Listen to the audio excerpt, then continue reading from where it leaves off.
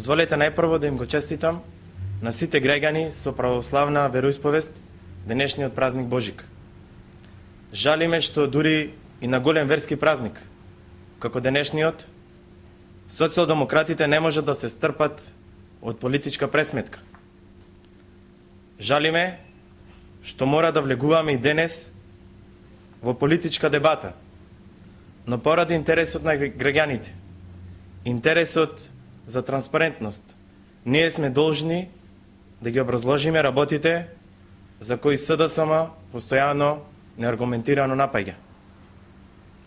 Господинот Стефче Јакимовски се повикува на програма на СДСМ, за која што и самиот тој, па дури и неговиот шеф, господинот Бранко Црвенковски, кажуваат дека нивната програма допрва ќе ја направат. Но како и да е, веќе се навикнавме од СДСМ сите добри проекти на оваа влада да ги представуваат како своји идеи или биле дел од некоја нивна програма. Прво, тоа не е точно. А второ, СДСМ долги години беше на власт, а при тоа и ја прифати обврската од Виенската декларација уште во 2004 година, со која се обврзаа да го решат овој проблем на дивоградбите, но не успеа. Уште почетно за нас е тоа што господинот Стефче Јакимовски напаѓа предлог закон за кој што сме сигурни дека уште не го прочитал, бидејќи самиот закон уште не е влезен во собраниска процедура. Стефче Јакимовски дури и се дрзнува да напаѓа предлог на закон на владата кој воопшто нема дадено никаков предлог за негово подобрување. Сакаме да истакнеме дека со мерката за легализација за дивите градби, пред се на кујките, каде што е семејно домување, им се злегува во пресред на граѓаните со ниски примања или на корисниците кои се приматели на социјалната помош. Со оваа мерка или со овој закон им се дава шанса точно на оние категорија на луѓе и на други заинтересирани правни и физички лица да го решат овој проблем со сите дивоградби, бидејќи проблемот е реален во Република Македонија и постои во последните 20 и 30 години. Не е проблем што екзистира само 2 до 3 години. Се остава простор граѓаните на Република Македонија да можат на доместокот, иако е по символична цена од само 1 евро по метар квадратен, да го платат на 12 месечни рати за легализација на бесправно изградениот објект. Граѓаните точно е дека ќе имаат период од 6 месеци во кој треба само да аплицираат, значи едноставно да поднесат формулар до општината и со тоа отпочнуваат постапката за легализација на бесправно изградените објекти. Доколку не успеат, ова во неговата изјава беше класична манипулација.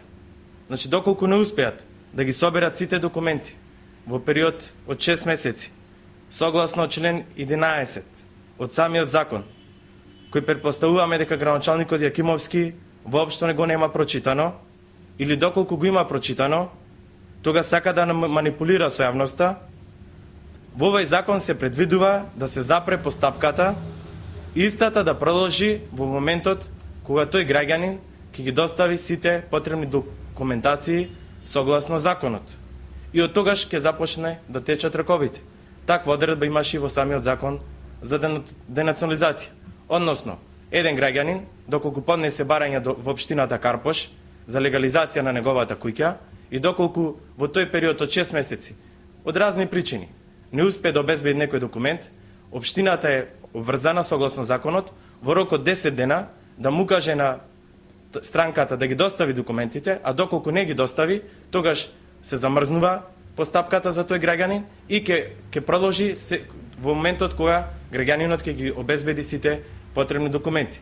Значи со ова кажуваме дека законот не е направен само за оние лица што може да обезбедат документи само во период од 6 месеци. Повторно ќе кажам, доколку не може да ги обезбедат документите во период од 6 месеци, постапката се прекинува и продолжува во оној момент кога граѓанинот ќе ги обезбеди сите документи. Инаку ние направивме симулација во Министерството за транспорт и врски, потребните документи може да се обезбедат во период од 1 до 3 месеци, но за да оставиме поголем простор за граѓаните, ставивме во законот период од 6 месеци.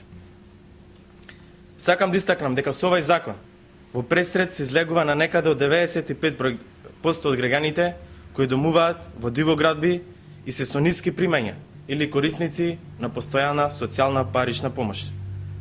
Но исто така, со овој закон ќе можат да се легализираат и голем број на државни објекти кои се зградени во времето на минатиот режим, како што е тоа голем број на школи, здравствени институции, најголем дел од клиничкиот центар е дивоградба и голем број на други инфраструктурни и градежни објекти кои се во собственост на државата, односно служат за извршување на круцијалните дејности кои се во рамките на државата.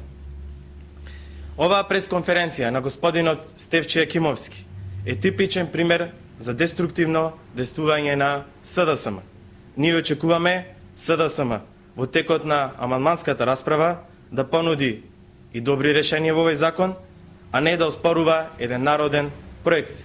На нас ваквото однесување на СДСМ нема да не поколеба, бидејќи ова мерка се носи на барање на граѓаните. Ние и понатаму ќе продолжиме да работиме за интересите на граѓаните и за излегување во пресред на нивните барања.